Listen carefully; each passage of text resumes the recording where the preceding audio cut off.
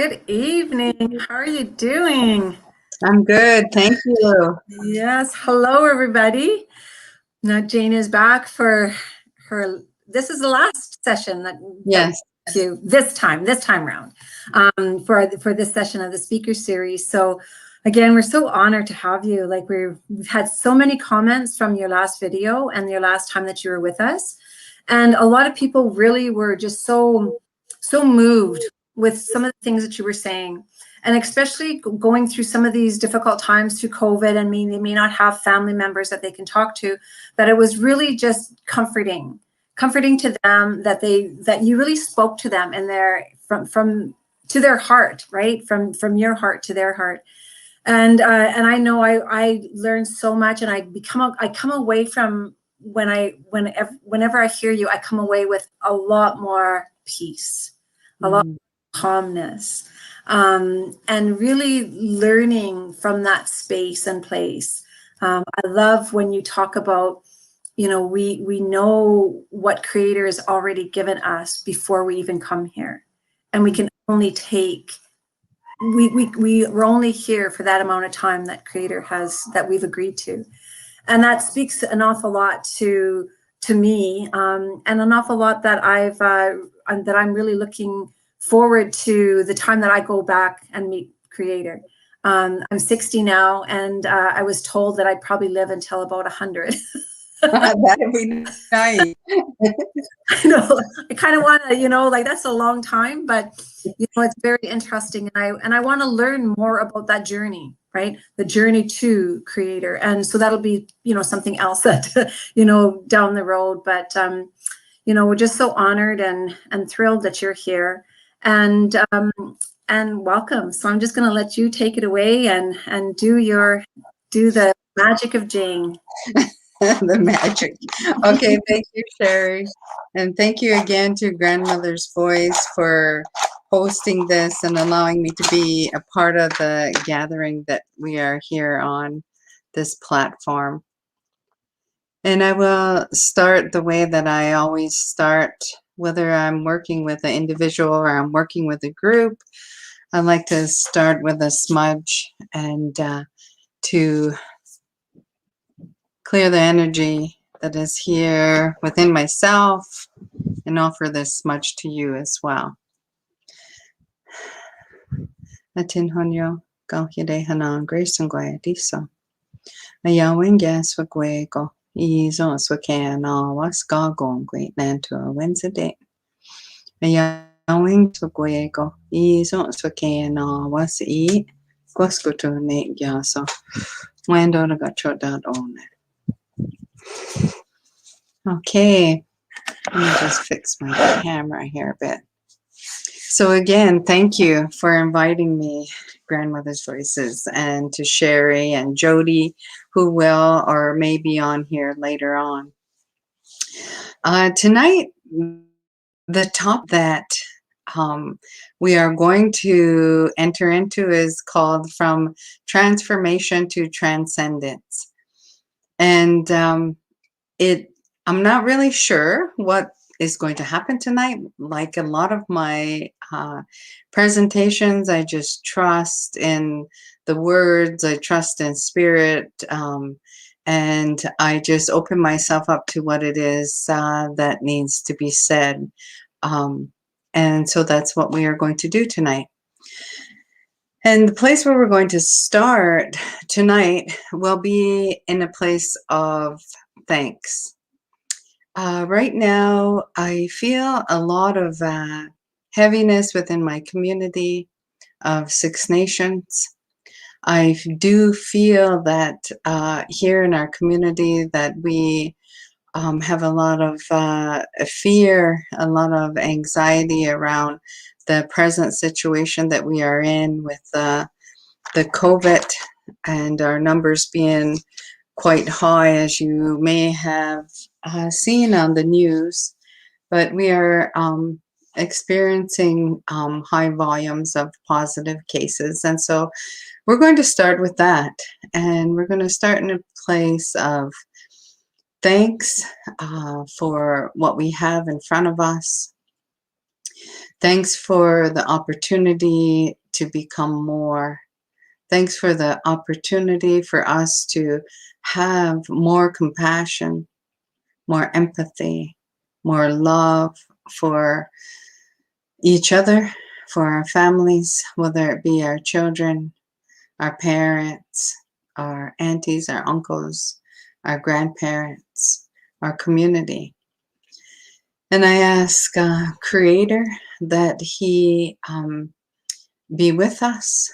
I ask the guardians that are here with us to guide us, to protect us, to walk with us, and to help those that are struggling with their mental health, to those that are in a place of uncertainty, doubt, fears, that they walk beside them and that they hold them in the most loving way, so that they know that no matter what happens, that we are okay. No matter where we're taken, no matter what we are shown, that we are okay.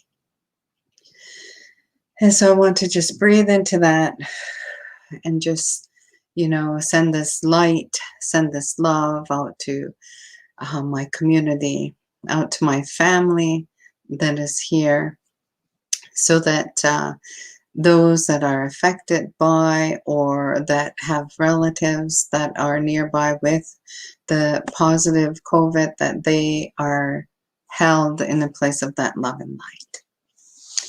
What I've come to understand through this past year was just incredibly healing for myself in a way that I never even knew would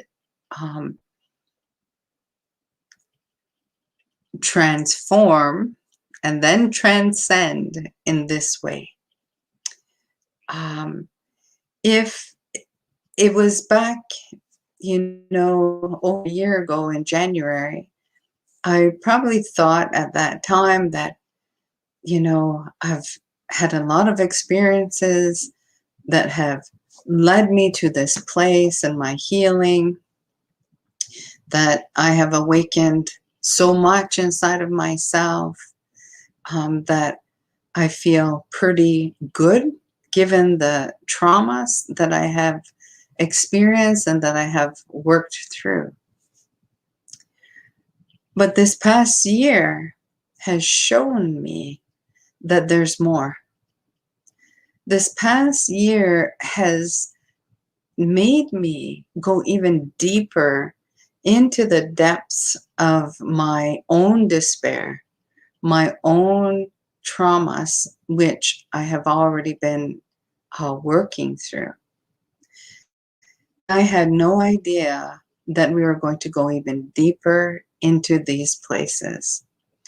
And so for people that may find themselves in a place of uncertainty, or even feeling like you might be floundering and not knowing what's going on, or when we're going to get through this, or how we're going to be affected by it, pray for grace and ease.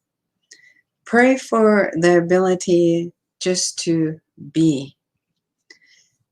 Because we can go to some very dark places in our minds.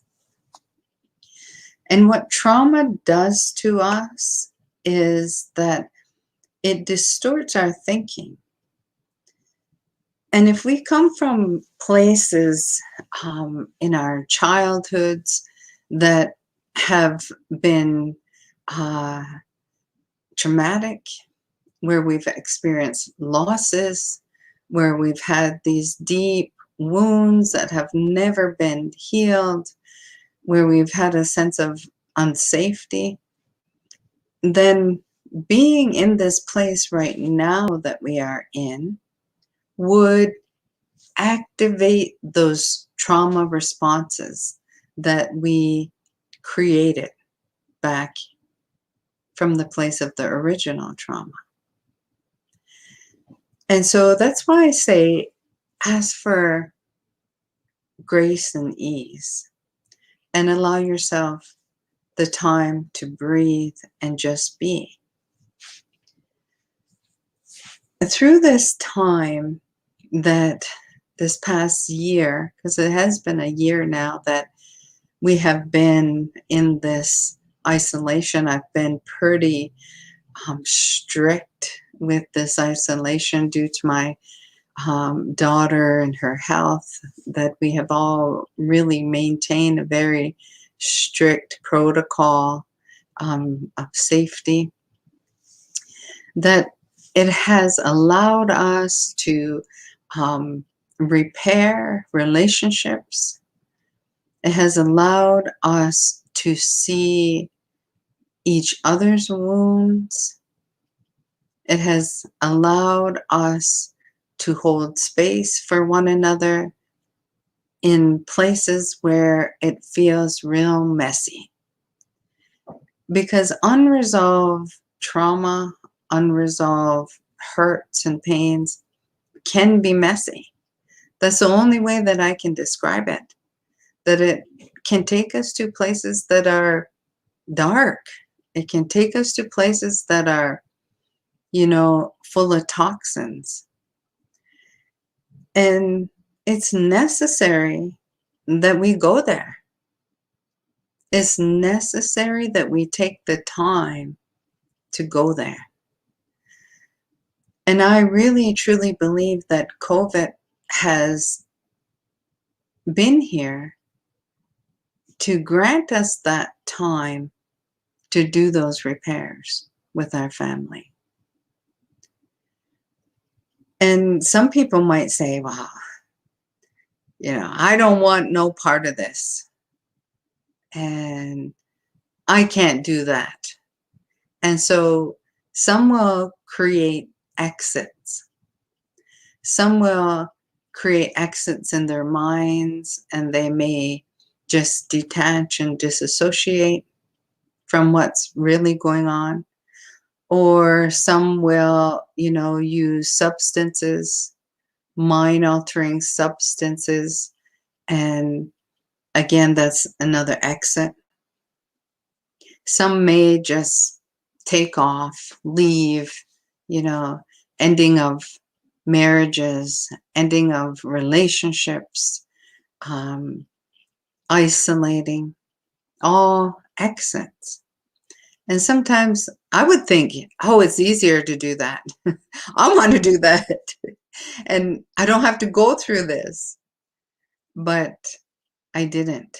I stayed. And as painful as some of these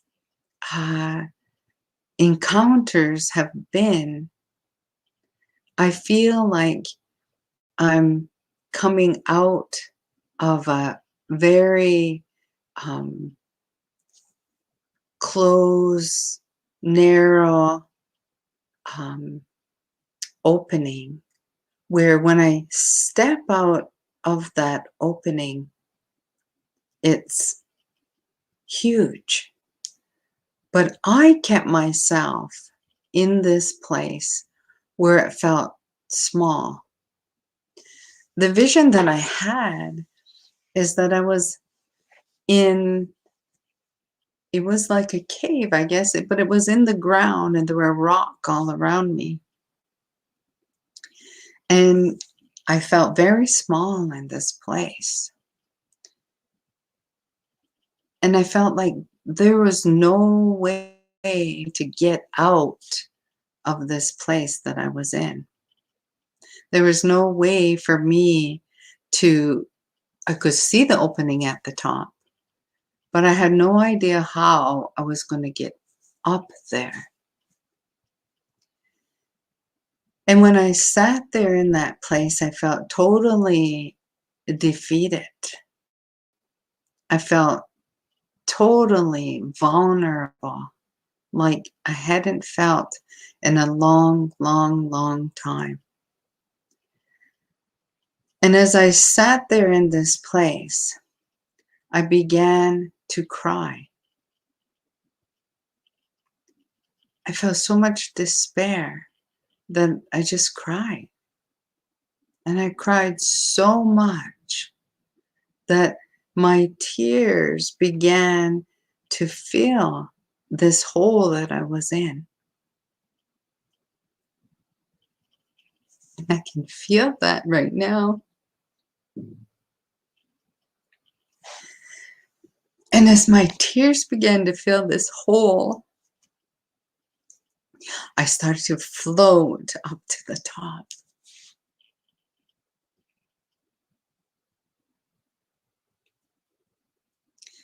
And when I got to the top, there was nothing but a little ledge that was around the opening. And I put my arm over the ledge and I looked. And there in a big circle was all of my ancestors, all of my family who has now crossed over.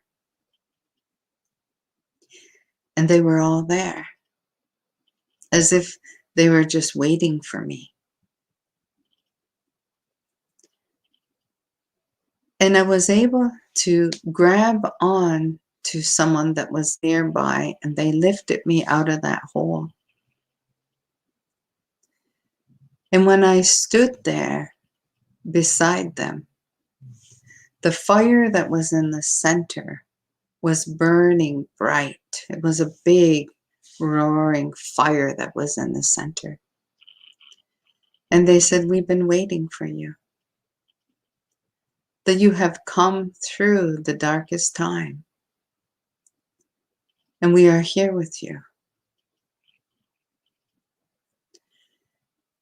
And that made me think about, as COVID was starting a year ago, they showed me that the doorway between birthing and dying was open.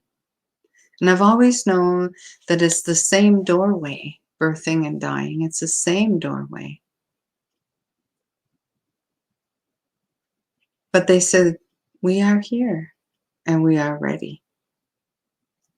That there will be so many people coming home now, that this door will stay open. And they said, people will come to us and we will receive them. Their spirits will come and their bodies will stay. And again, I've known that, but I've needed to remember that because of all the people that were dying and all the grief and all the heaviness on the planet. I needed to be reminded that those are bodies that are dying, and that those spirits that are in those bodies are okay. That those spirits that are in those vessels that they are leaving, that they are okay. In fact, they are so much okay that they leave even before the body shuts down. And when I got to the top and I stood in that circle with my ancestors, and some of them were spirit, but not all of them. Some of them were of the living. And they needed to show me that I have help here too that are of the living, but that all of these spirits that are here are holding a space for us, for all of us that have loved ones that are on the other side, all of us that have family that have crossed over, that they are holding that space for us while we go through this. I call it an evolution. I don't know if that's what other people call it, but this is what I call it.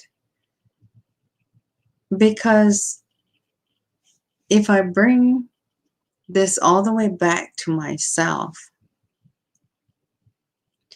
And I start to think about the healing work that I've done. Those of you that have heard my story through my childhood and through my addictions, and then being able to get clean and sober and start to remember my information that I was sent here with, that I started to recognize that in my healing, I have come from a place of transformation because of the work that I do on myself. It's transformative. Like many of you that are out there that have changed your life, that have, found yourself in the depths of your own despair and making better choices for yourself, you begin to transform.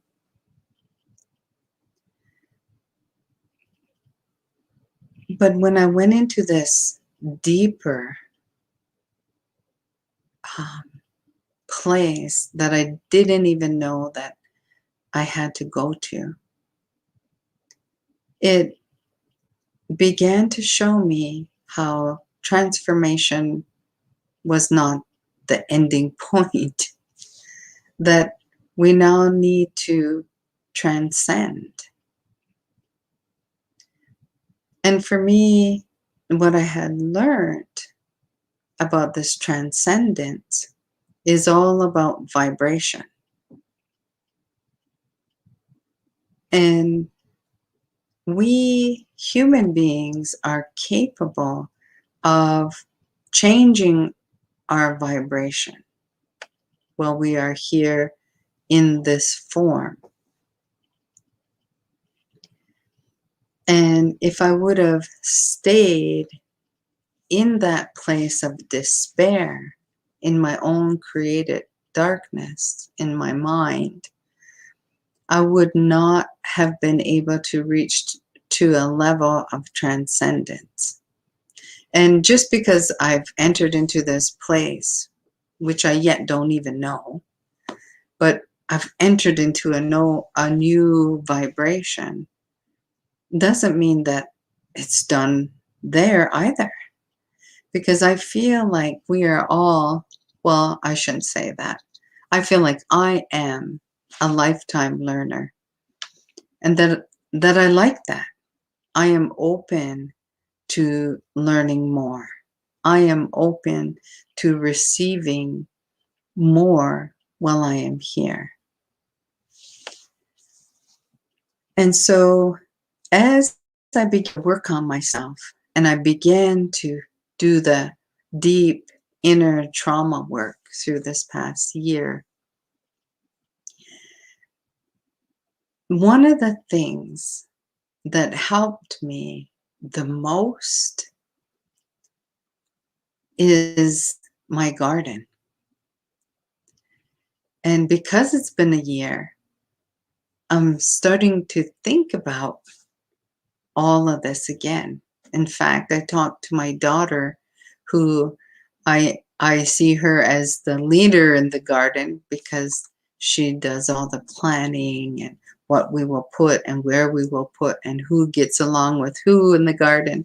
She can do that. So I see her as the leader in the garden. And we talked today, and I said to her, I said, it was hard last year in the garden because it was hard here in our home last year. And we had issues, and we had to all, I shouldn't say both, but all of us had to look inside of ourselves to resolve the issues, to expose the wounds that we never talked about, that we overlooked, that we just, pushed aside maybe because of time, maybe because of lack of effort, maybe because of lack of the knowingness that it was an issue. But we took the time. We made the time. And we learned how to listen. We learned how to communicate about things that hurt us. And it is like I said, it is a learning process. It's not something that we just naturally acquire. Because you think of, if we've come from places of trauma, and we've come from these very hurtful events in our life, and if those adults in our life never made it safe, or they never comforted us or reassured us, or, had empathy for what we were going through, and then we grow up and we become adults and we have our own children, we don't naturally know how to become parents. We don't naturally know how to communicate, how to have empathy. It is something that we must experience in order for us to truly know what it is. In order for us to truly feel what compassion and empathy feels like, we have to be able to have the experience of it.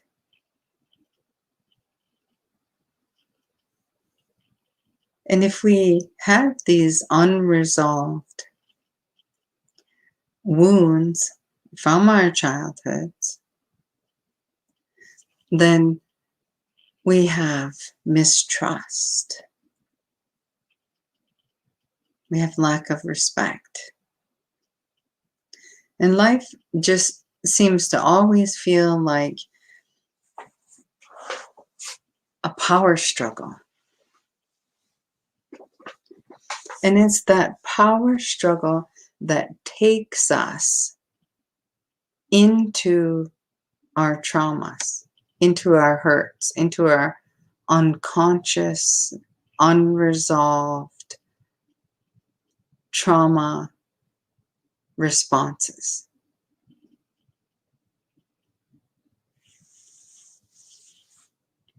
And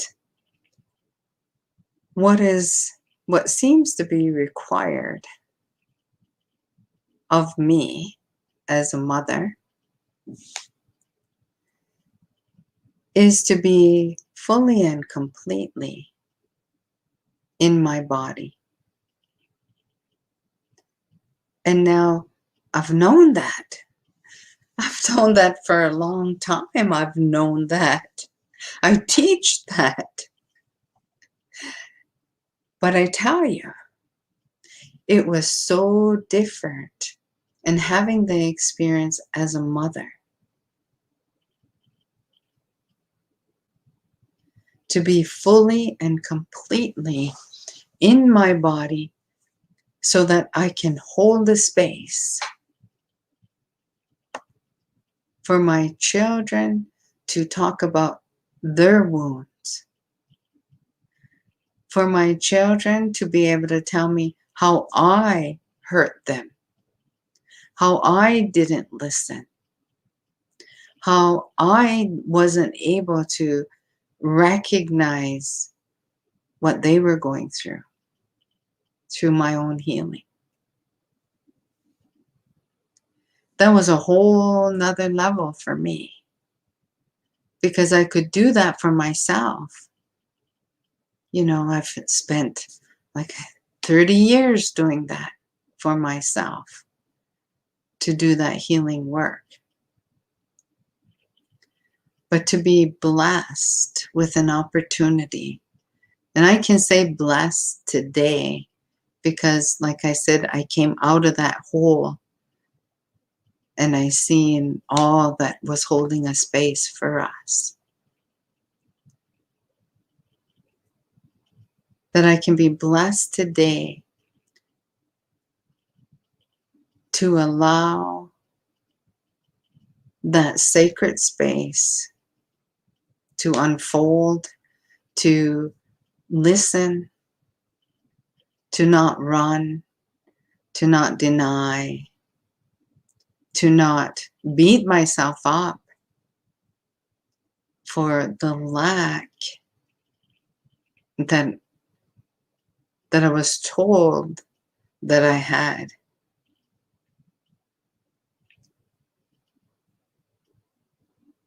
And that required me to be fully and completely in my body, to be anchored and grounded, and to know that I don't have to defend myself.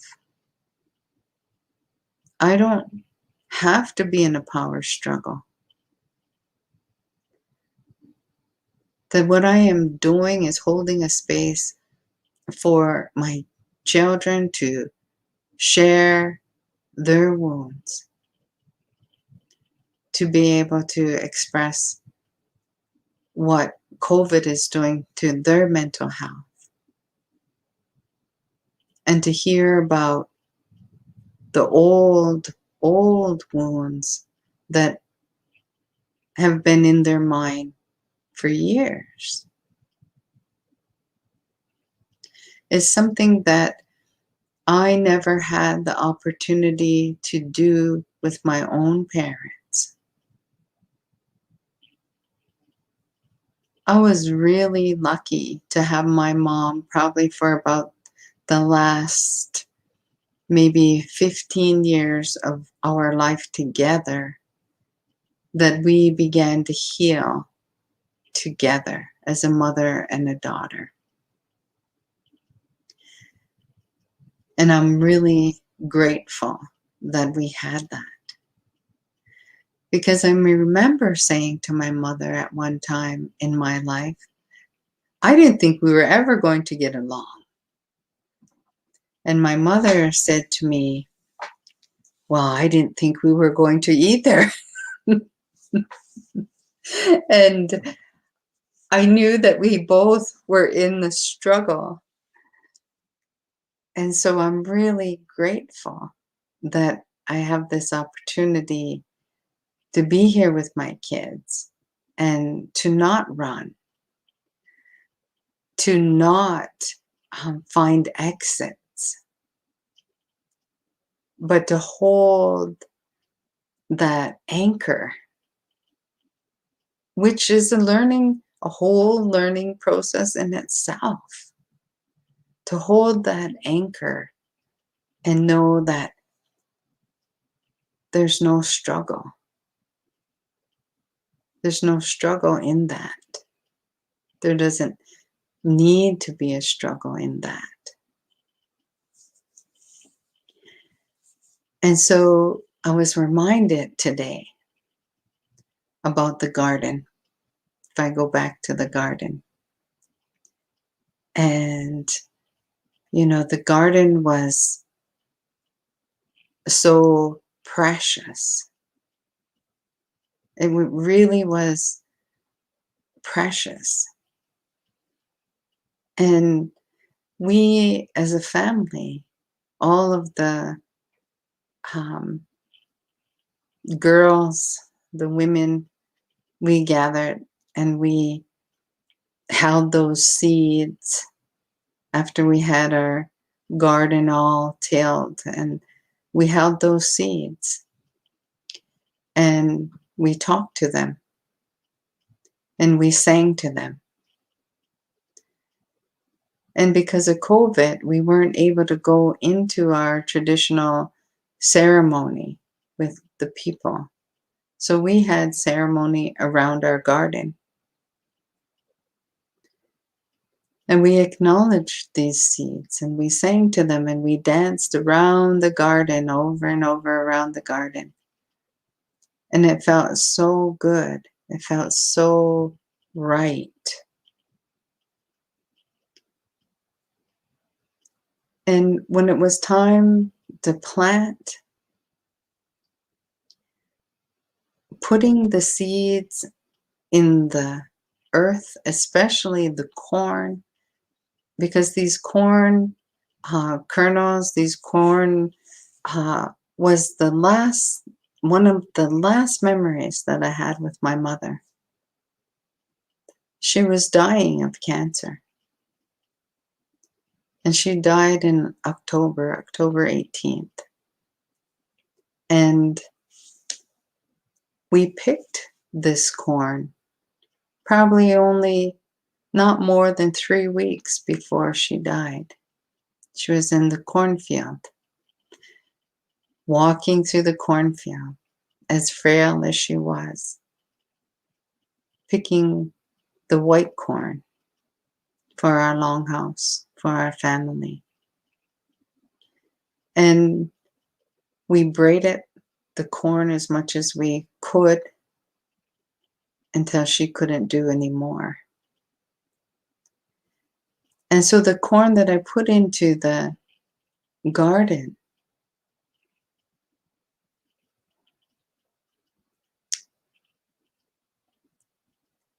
it was precious.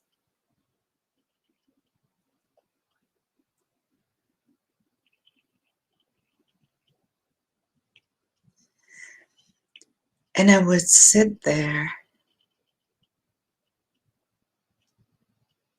and I would talk to the corn.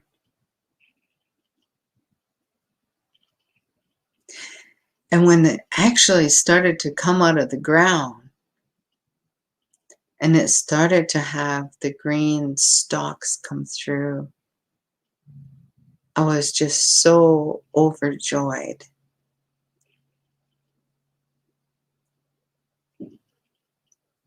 And I started to have these visions about the 3 sisters, about women, because the corn is like the women that wanted to go with Creator when he came to the village. And he told the women that they couldn't come with him. And he told them, I will give you a very important role. And every time that the people gather in ceremony, they will honor you. That they will dance and they will honor you. And so as I sat in the garden, I started to have these visions of these women.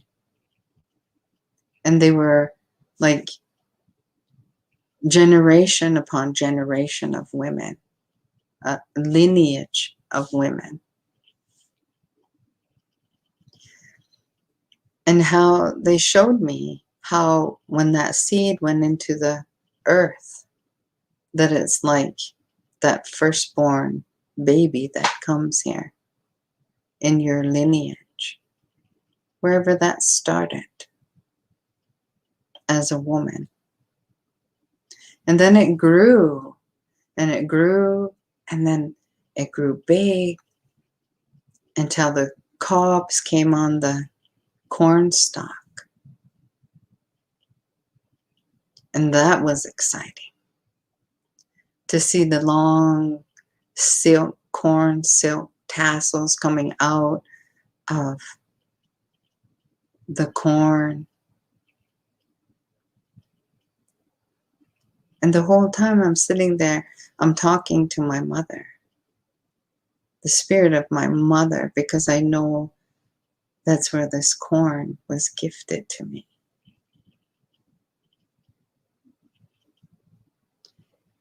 And then I start to see how this corn then is harvested and it's dried. And then you step away from the mound. And every time you grow that seed, you step further and further away from the mound. So that the new life is the seed that you plant in the earth. And then there's circles and circles and circles of women that are all gathered around this corn to hold the space for this one kernel of corn to grow into beauty, sustenance, life. And they told me, you are over here now. And I was like, I looked and they said, you're here. And I wasn't in the center with that one kernel of corn, but I was 2 rows out, because the kernel is now my grandchildren. And then there's my daughters. And then there's me, a soaked, a grandma to my grandchildren. And behind me was my mother and my grandmother and my great-great-grandmother. And I just felt the power of life. I felt the power of watching and witnessing beauty happen, not just with the corn, but with everything in that garden, with all the seeds, with all the plants that began to grow, that began to bear fruit, that began to be sustenance for us. And in the mornings when I would go outside and I would sing, or I would say my thanksgiving to the garden, I would talk to the sun, I would talk to my mother, the earth, I would give thanks, I would make that connection. And I truly believe that that helped me to learn how to be that anchor for all those children that are growing in that garden, and for my children that are growing in my home. And when I looked at some of those plants, I thought, wow, you don't need much. You don't even require much water, but yet look at you. You're growing on your own. Every time I seen new things in that garden, I would relate it back to my kids. And then I would see one. Wow, you're really struggling. No matter what I do, no matter how much that I, pray for you, no matter how much I feed you or give you water, you're really struggling to grow. And that broke my heart, because again, I related that back to my children and how some of my kids are in a place of a deeper struggle than others. And if that one that struggled so much started to grow and started to become more. It restored my faith.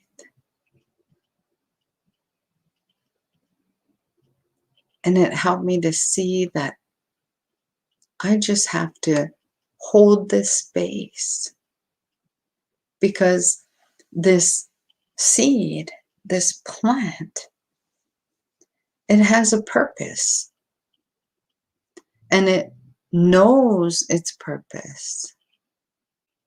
It knows why it's here. It knows its job. Nobody has to tell it. Nobody has to, um, you know, even give it direction. It knows what to do, but it has to have someone to hold the space. It has to have someone to make it safe so that the rabbits don't come and eat it, or the birds don't eat it. So there's a sense of safety that this plant needs in the struggle. And so I try to be more. And I try to be more anchored and more grounded and more available, more open with my family. And that is a process.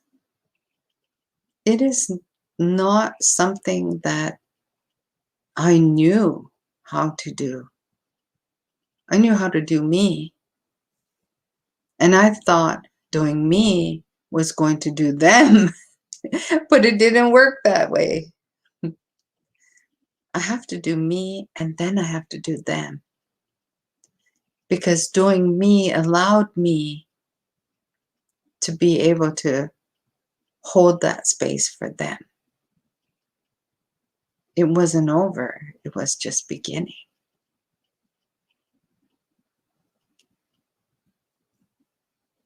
One of the most beautiful things that I witnessed when I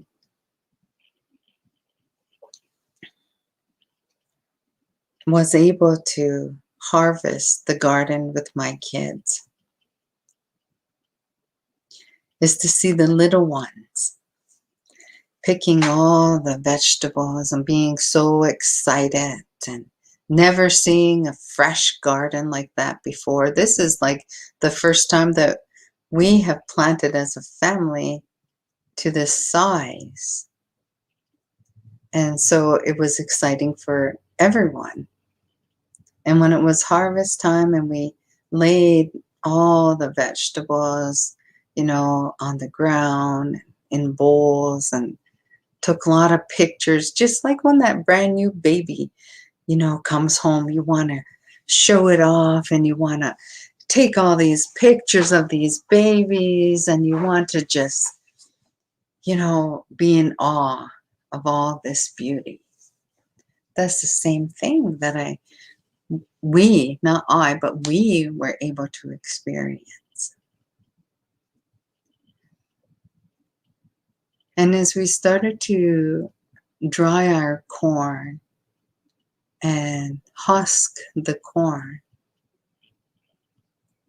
I've seen some cobs that are just so tiny that didn't come into fruition completely. Maybe they were attached to the larger cobs of corn.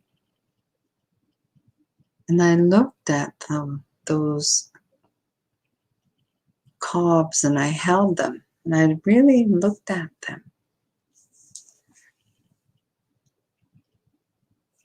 And my daughter said to me, "Do you know that each one of these kernels has a silk?" And I said, "No, I didn't know that." So I really looked at it, and she was right. Each one of those kernels of corn have a silk. And Spirit said, this is their umbilical cord. Just like you, that we told you about the universal umbilical cord of life, which is more than the belly button cord. But this universal umbilical cord of life is the cord that leads from your heart center to where you came from, where you are 100% energy, where your soul started. This is theirs. And it felt so, again, miraculous. Just like when I realized that we, as human beings, that we too have this umbilical cord that is connected to us. And I still believe that we are miracles. That the way that we came from a place where we were 100% light, 100% energy, and we made decisions to come here to this body, to have a life here in this earthly place, that we too have an umbilical cord that is never severed, a cord that has never been caught.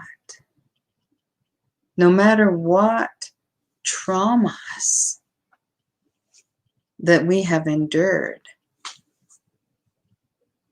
this cord in our heart center has never been caught. And it won't be until it's time for us to go home.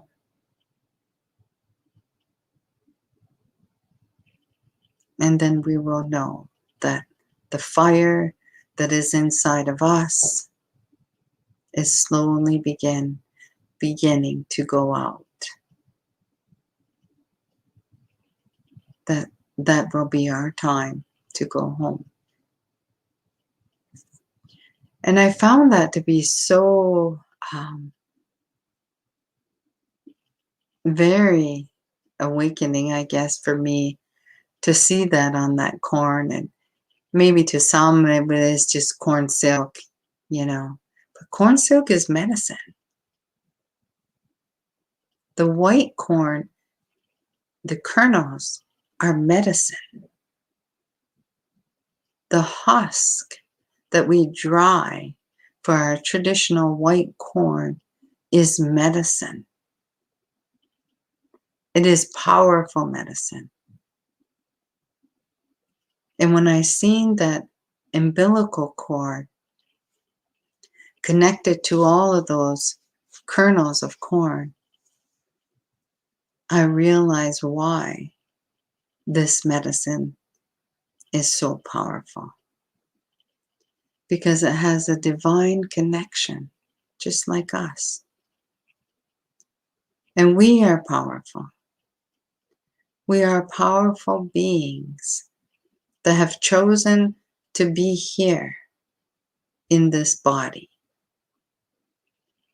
We are powerful beings that have decided that we would be here through a world pandemic, that we would have something that the planet needs, that our family needs, that we would have something that we could awaken inside of us that will help ourselves, our families, our communities, and the planet. Or we would never be here right now. So those that are struggling in your own created darkness, pray for grace and pray for ease so that you can just be. The moment that you pray that you want to become awakened or you want to become more, it's already happening. It's already happening for you.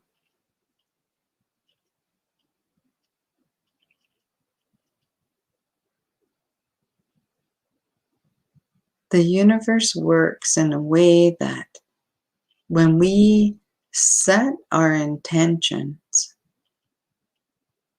and we give those thanks,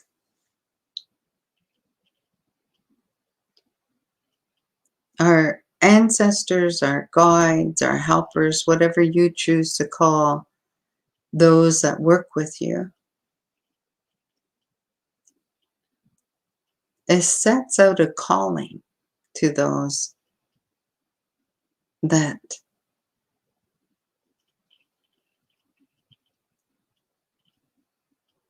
helps you to receive what it is that you are intending. And I truly believe that. I truly believe that. And sometimes, like I said, it's messy. And we don't get to that place of being a happy, healthy family until we go through the mess. Until we go through the depths of that hurt and despair that we buried down inside. But we will get there. I truly believe that we will get there. The more awakened, the more conscious we will get there. Because of our intergenerational trauma that we have been through, that our families have been through, a lot of people lack empathy. It's almost like we have become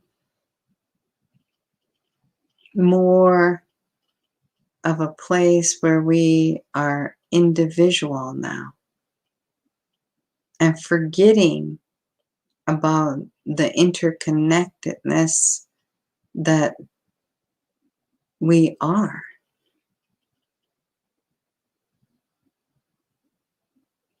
Whether it be with human being or whether it be with the trees or the water, the plants, the sun, the moon, the stars, whatever. Everything that is in creation is alive, just like us. So that interconnectedness is not only with human beings, but it is with creation.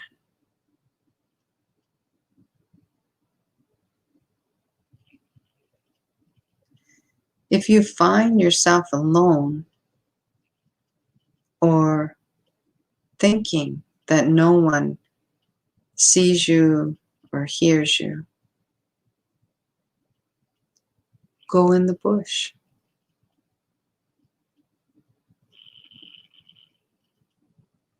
Sit on the earth. Lay down.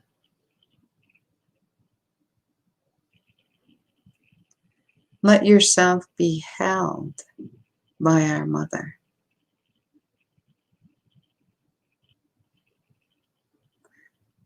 let her push out the toxins that are in your body.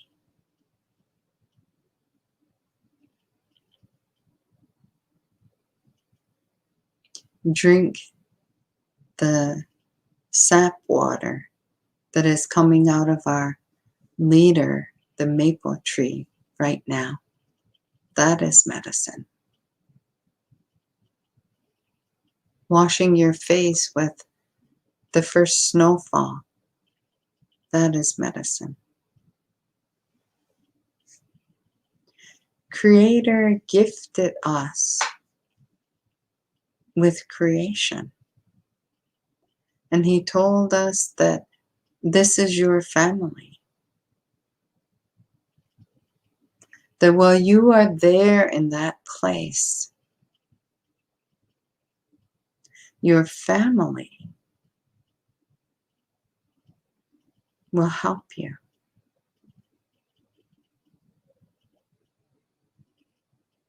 That your family will never leave you.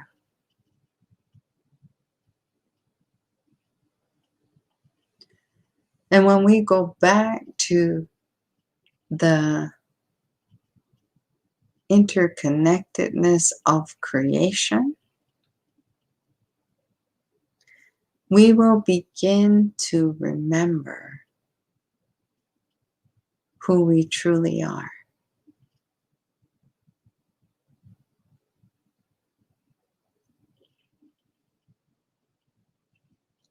Because in our traumas, if our vibration is low, because we're sad, we're angry, we're fearful, and we don't take the time to look at ourselves, look at why we have this hurt or this pain, or why we're angry, why we do these things, or have these exits, or use and abuse alcohol and drugs. We don't do that.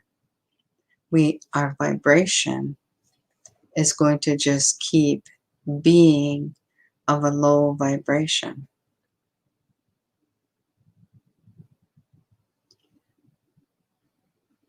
And when that happens, the cells in our body begin to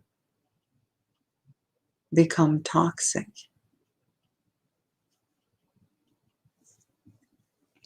Spirit says that our heart was meant to be a filter where we would endure these things on earth that are heavy, of a low vibration, and it would come into our heart, and our heart would filter that out so it doesn't come into our bodies. But the love and compassion would clean the filter for us. But if we grew up in a home where there was little safety, little love, little compassion, little empathy, to none, the filter is never going to get cleaned. In fact, the filter becomes clogged. And just like any kind of filter, if we never clean it, it's just going to bring more and more toxins into our body.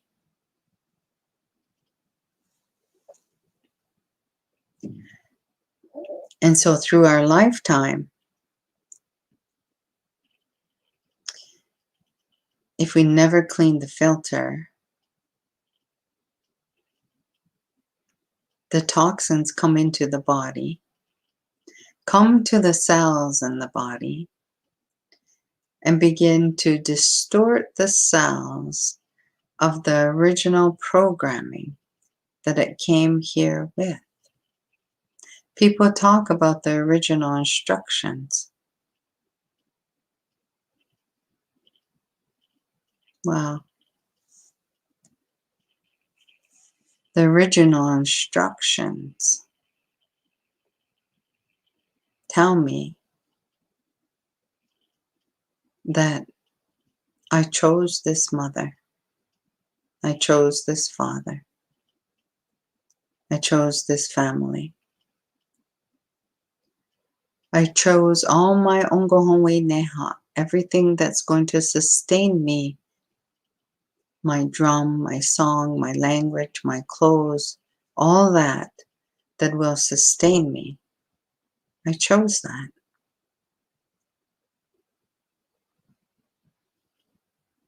And I even chose the darkness that I would endure while I'm here on earth.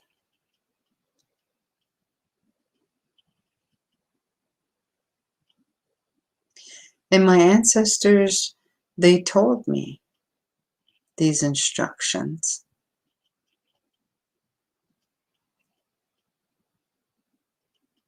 When they made my bundle for me.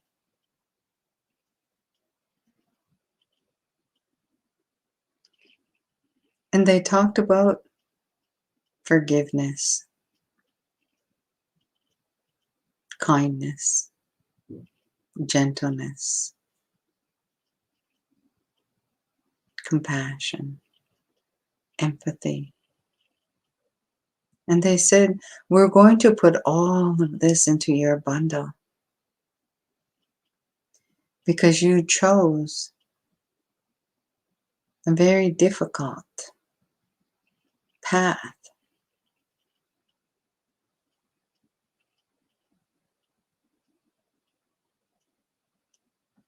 And because of what you have agreed to, we want to make sure that we gift you with all that you will need when you go to that place to have this life, to go through these lessons.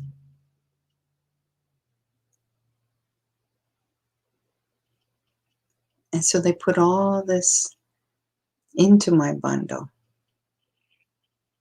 to help me to get through the traumas that I have endured.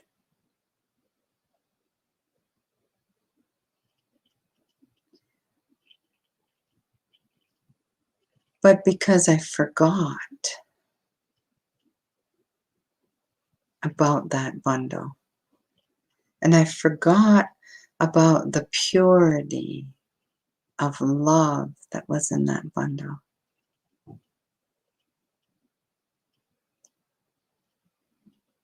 I did things, sought out things outside of myself that I thought made me feel love.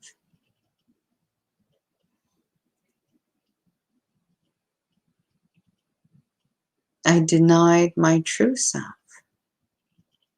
because I thought that was love.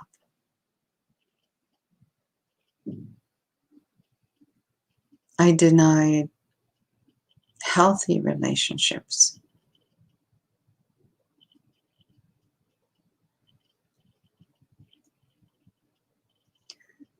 A lot of things that I did from that place of trauma or my wounds was outside of myself,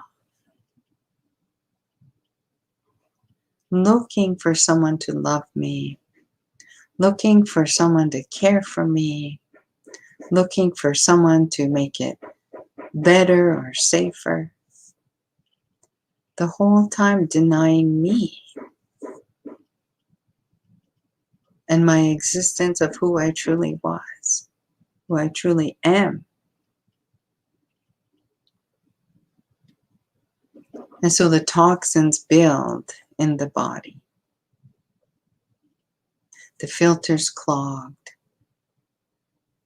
The toxins are in the body. and my energy or my vibration is low. Because now I'm becoming the story. And I'm becoming, maybe I'm becoming the hurt. I'm becoming the pain. I'm becoming the anger. I'm becoming the things that I never wanted to be. So the cells in the body are hanging on to limiting beliefs about myself, others, and the world because of the distortion.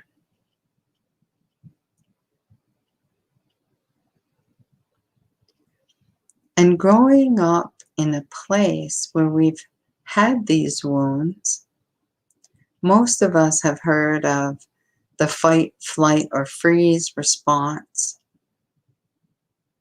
So when we endure these traumas, we automatically go into that response if it's not safe.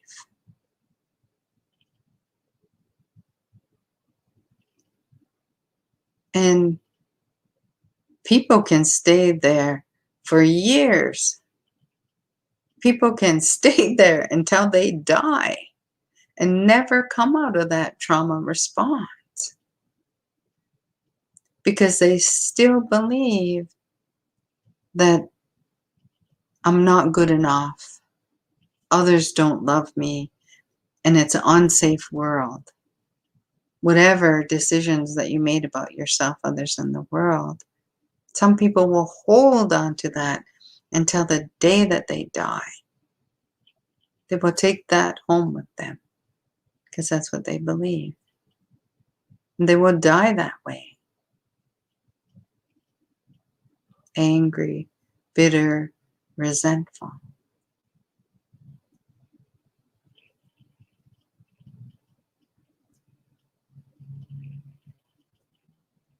Because we have made these decisions in our mind and we have become trapped by the amygdala in our brain,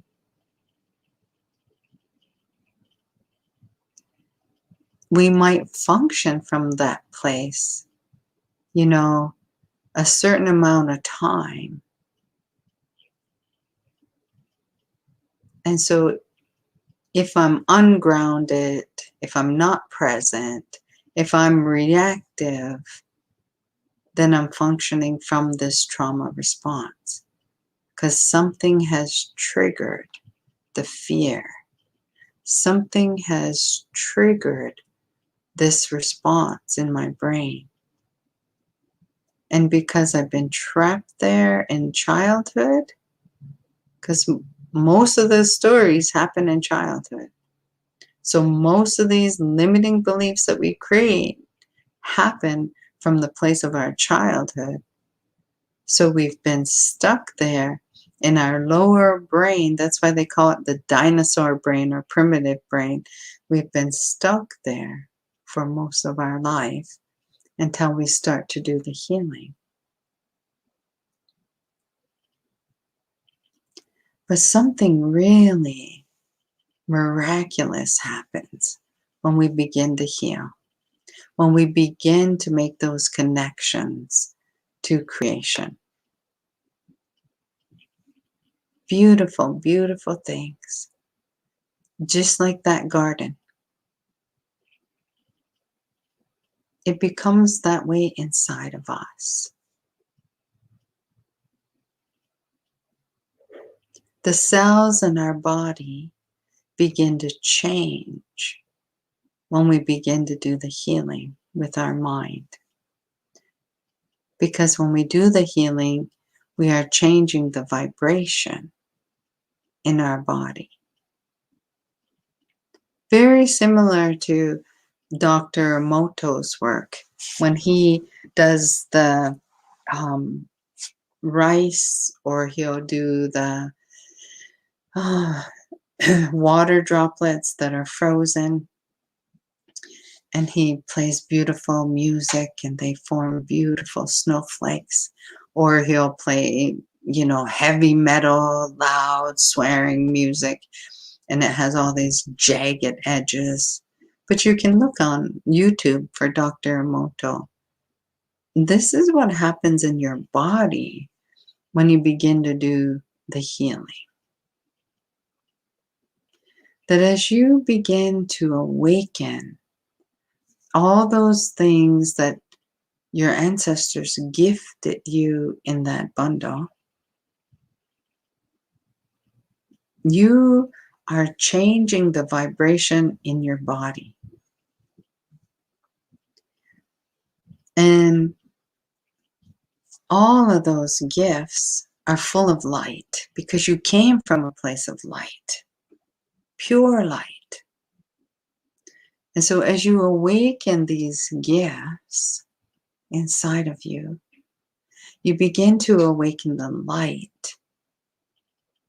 that is naturally inside of you. And when you awaken the light that is inside of you, you push out the toxins that are being held in these cells in your body. You are transforming the cells to the vibration of light that you brought here, from where you came from, that you brought that light here. And when you begin to change the vibration in the body, and you start to bring in this light, activate, awaken this light that is inside of you, you begin to, well, it's like this. All that beauty that I seen in that garden, or all the things that you imagine heaven looks like. People talk about heaven as being like a really vibrant, bountiful, abundant water and grass and beautiful waterfalls, all that kind of stuff, like mostly vibrant of what they imagine. That's what's inside of you. All of what you imagine heaven is inside of you.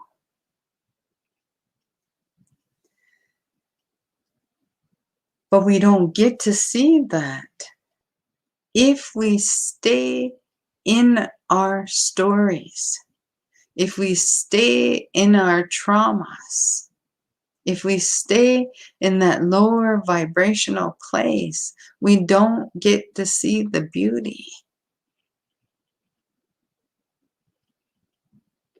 Because it's still full of toxins in the body. But as we transform and we do this healing work, we start to bring life into our body.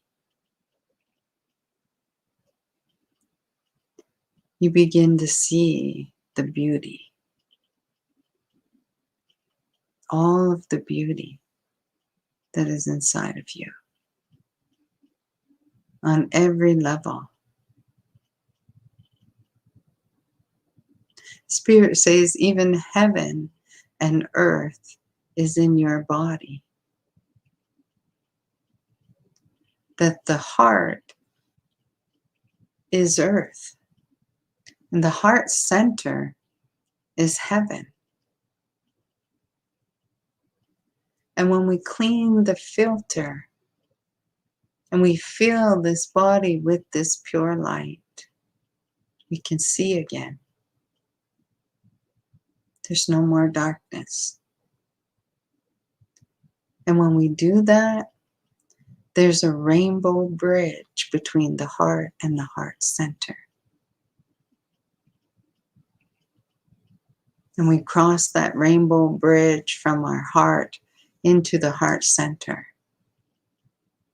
And that's when we connect to that umbilical cord of life that I talked about. A connection, a cord to our life force, to our source, to the vibration that awakens the bundle that is inside of you,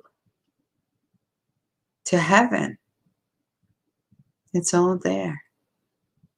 We are miraculous, just like that corn. We are miraculous, just like our grandmother, the moon, the sun, all of creation. We are at a place where we must awaken so that we can transcend this old story that we've been hanging on to. And when we transcend that, we are creating something beautiful, not only in here, but imagine all the people on the planet that got the same message that I got. All of you that are sitting here listening,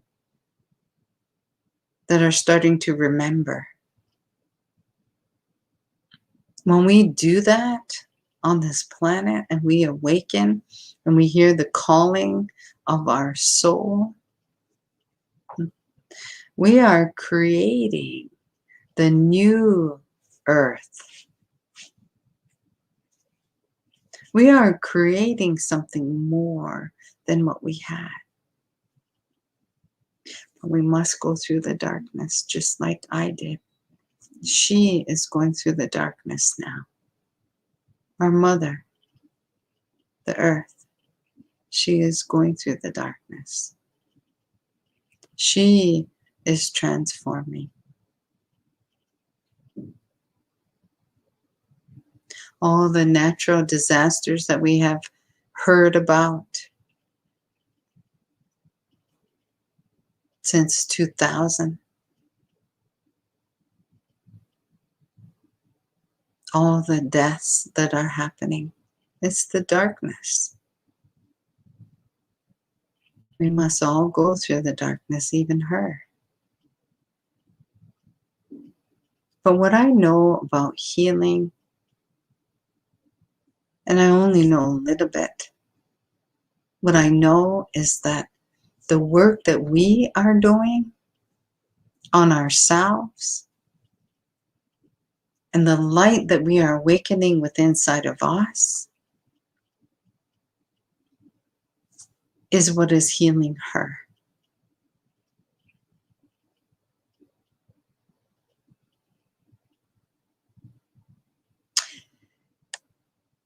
And she has done it for a very, very long time. To hold that space for us. To awaken. It's time now for us to be able to hold that space for her. It is vital that we connect and we build reciprocated love with creation. It is vital that we are in this place for a reason.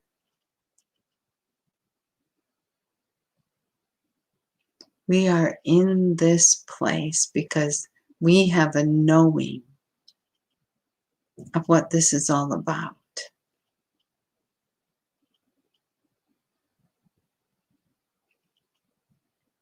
And if we pray for that grace and ease and the ability to just be,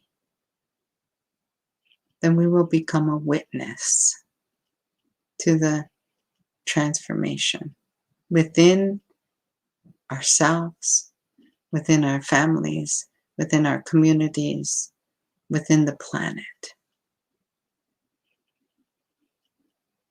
But we have to get rid of the stories. We have to come out of this entrapment in our minds.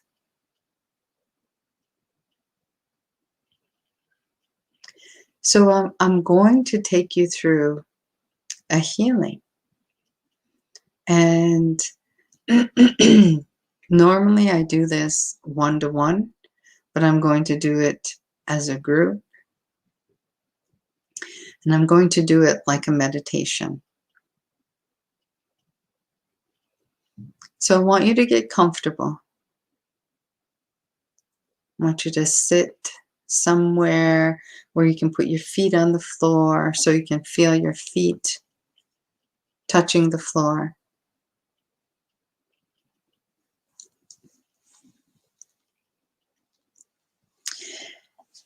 And before you close your eyes, I'll get you to close your eyes in a moment, but before you close your eyes, I'm going to show you this part. This is a process that I teach that has been developed by Loretta Mole. It's called Focus Intention Technique, and I teach people how to do self-healing. But at one point, I'm going to say to you, I want you to now integrate everything that you've awakened. And what that looks like is you're going to take your left hand and bring it down to what's called your root, just below your pelvic bone. And you're going to slowly bring your left hand up the front of your body, all the way up, slowly, until you get to the top of your head. And you're pulling the energy up and out of your head. But while you do that, as you're pulling your hand up, you're bringing the energy up out of your body. You're bringing it up, but you're counting out loud. So it's 1, 2, 3, 4, 5, 6, 7, 8, 9, 10. And it's important that you count out loud, because remember I talked about the entrapment in the brain, the lower brain, by the amygdala. Well, when you count out loud, it brings the information to the frontal part of your brain. And in the frontal part of our brain, this is where we can sort out information, have clarity, process things. We come out of that trauma response. So it's important that you count out loud when you do that part. So sitting comfortably now, I want you to close your eyes. And you're going to begin just by taking some breaths into your body.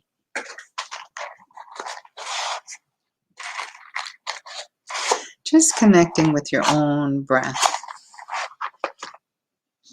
Then you're just going to tell your breath, thank you for reminding me of the sacredness of my breath.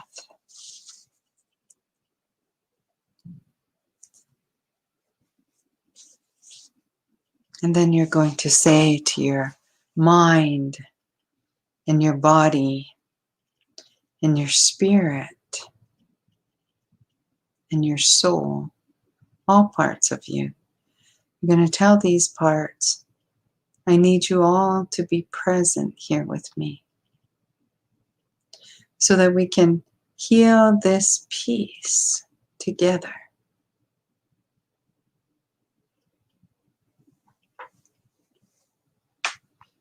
Go ahead and just take another deep cleansing breath. And just let yourself relax. I want you to take your right hand and place it on the center of your chest.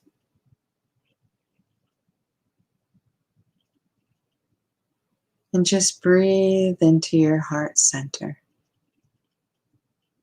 This is where the sacred bundle is. It's right here inside of you.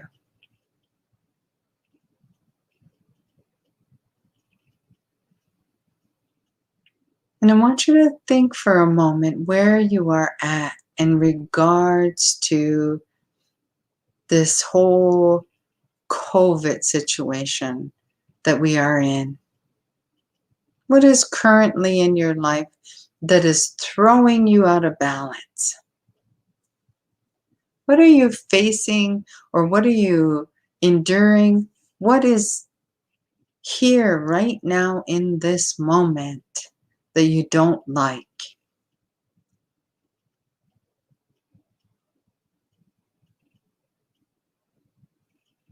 So just think about that for a moment.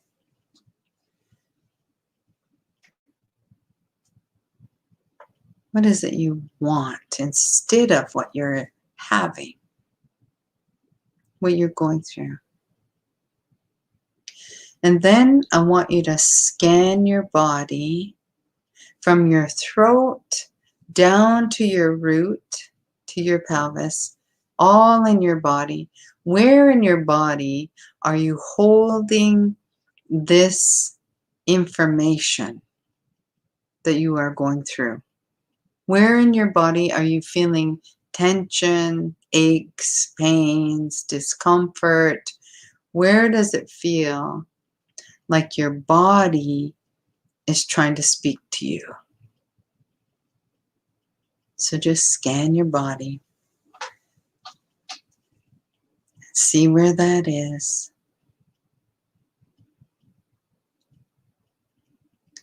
Don't think too hard about it. It's not about our minds, it's about our bodies. And then I want you to take your left hand and place it on that spot where you feel this tension. And if it's in your back, don't stretch and struggle. Place your hand in the front because the energy goes right through your body.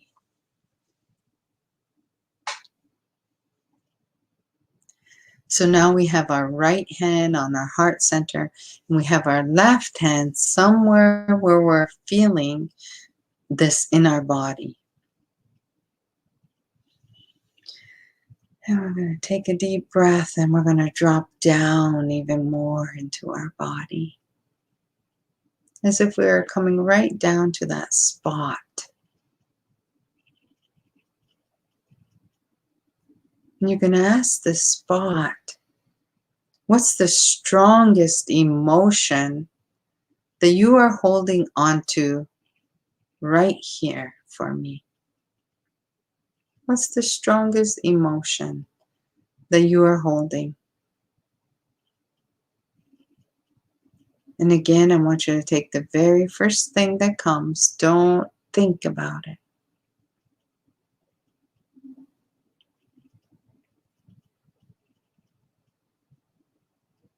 And then we're going to follow this emotion as if we are walking around in our body, going to these cells in our body, looking for information. We're just going to walk back in time. And we're going to follow this emotion all the way back to the earliest possible childhood memory that this current event reminds us of a similar time, a similar experience, perhaps a similar feeling. We're going to go all the way back, as far back as we can go.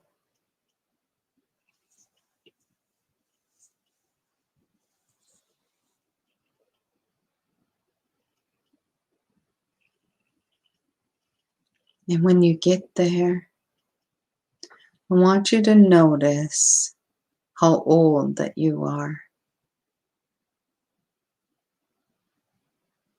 If you can, Notice what age that you are.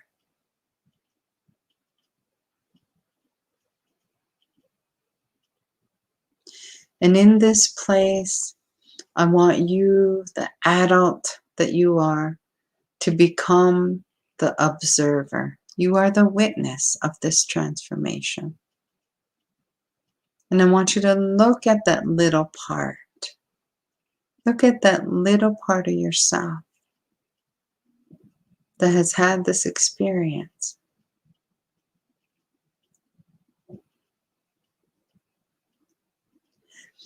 And you're going to ask this part, what is it that you think about yourself here because this happened to you as a little person? What do you think about yourself?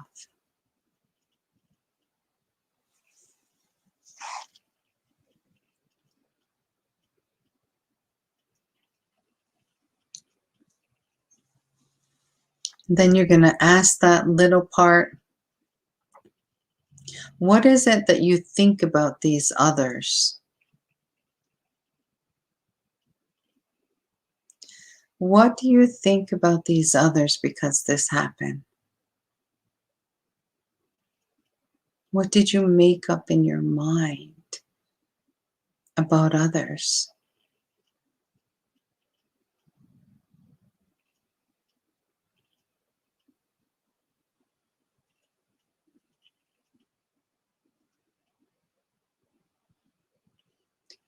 And because you think this way about yourself and that way about others, what is it that you made up in your mind about the world?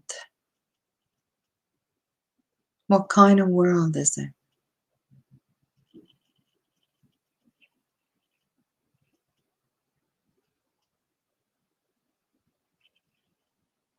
And if the emotions are coming up for you, just breathe into them and blow it out. Emotions are just energy. Blow it out.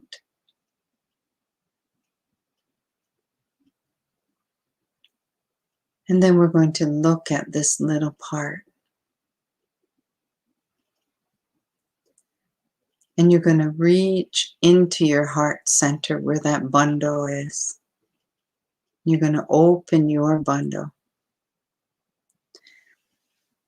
And when you open your bundle, this beautiful, pure light appears. You're going to take the light and you're going to imagine holding this light in your hands. And you're going to hold the vibration of purity in that light. And you're going to send this light to all the cells in that little person, in that little body. Telling all these cells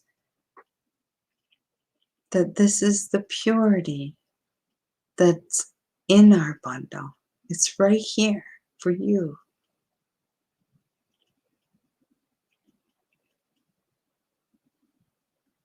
Flooding every cell in that body with the purity.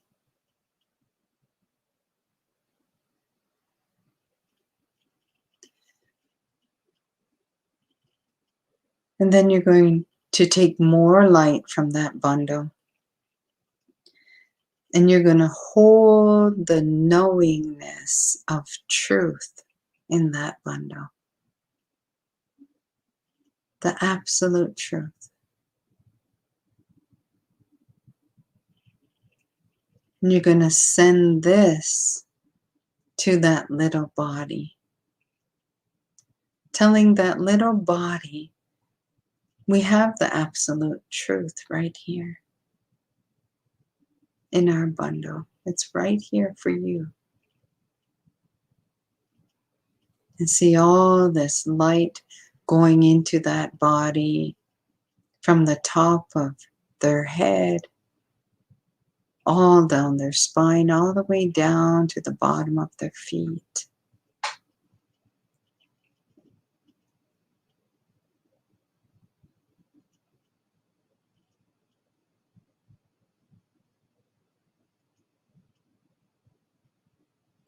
And we're going to keep working with the bundle, keep working with the light. You're going to take more light, and you're going to hold the knowingness of compassion.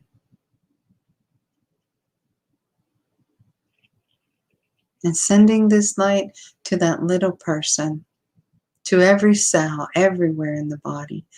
Telling this little person, it's time now for us to wake up. For us to see that we have all this compassion right here in our bundle.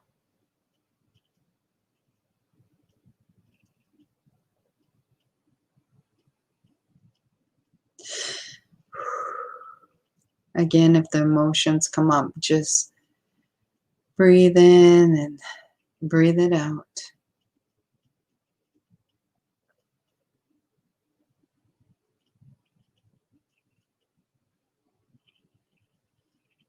And taking more light, we're going to hold the vibration of forgiveness.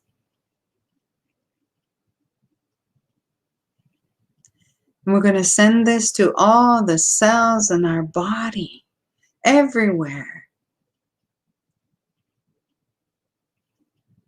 Telling all the cells in that little body that we have all this compassion available for us right here.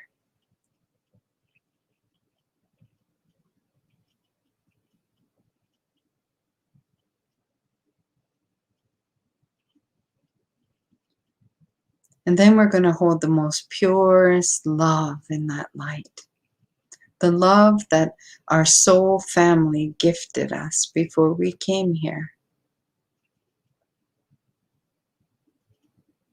And you're going to send this light to all those cells.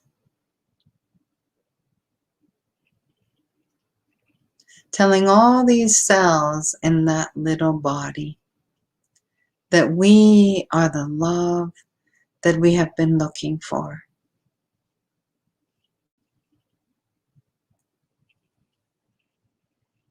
We are the love that we have been looking for. That right here inside of us is the strongest, most purest love.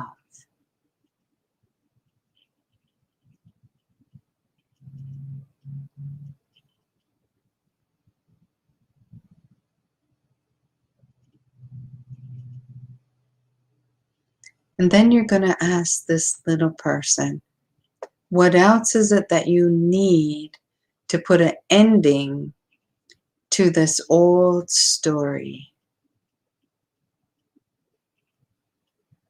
What else is it you need so that we can put an ending to this story? And then I want you to awaken that. In every cell, I want you to awaken that.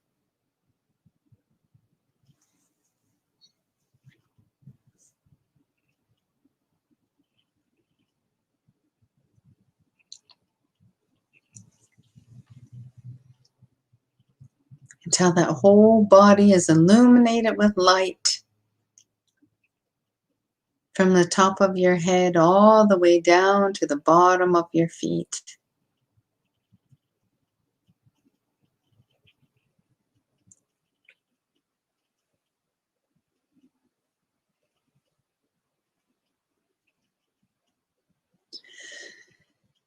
And I want you to take your left hand and bring it down to your lowest energy center, which is just below your pelvic bone. Keeping your right hand on your heart center, this connection to the bundle. And you're going to integrate. So again, we're going to slowly move our left hand up the front of our body, pulling the energy out of the top of our head while we count out loud. 1, 2, 3, 4, 5, 6, 7, 8, 9, 10, 11, 12, all the way till you pull it out of the top of your head. And just staying inside, staying inside yourself. Just take a deep breath. And in this place now where you are, what is the new decision that you now make about yourself? What do you now think about yourself?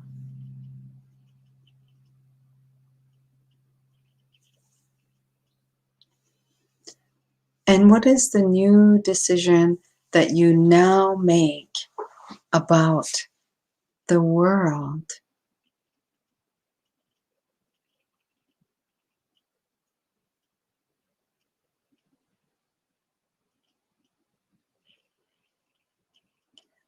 And what do you now think about others?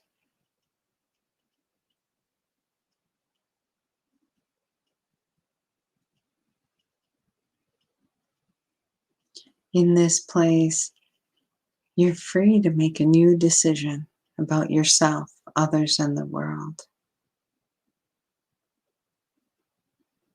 Where you know that you are not the story. That you are so much more than the story. And just take a deep cleansing breath.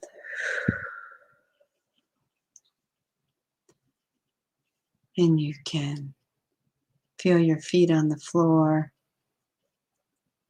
And hearing my voice, you can open your eyes and come back into the room.